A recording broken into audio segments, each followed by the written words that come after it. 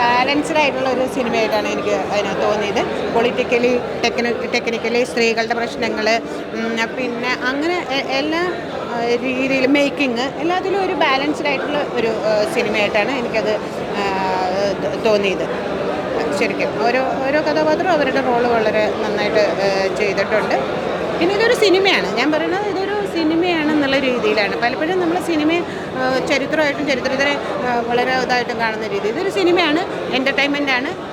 അതേപോലെ തന്നെ ചില നമുക്ക് ചില ഡിസ്കഷൻസിന് സാധ്യതയുള്ള ഒരു ഇതുമാണ്. എല്ലാ വിഭാഗം ജനങ്ങളെയും ഇഷ്ടപ്പെടുത്തുന്ന, പൊളിറ്റീഷ്യൻസിനെയും സ്ത്രീകളെയും അതുപോലെ തന്നെ അവരെയൊക്കെ ഇഷ്ടപ്പെടുത്തുന്ന ഒരു സിനിമയായിട്ടാണ് എനിക്ക് തോന്നിയത്.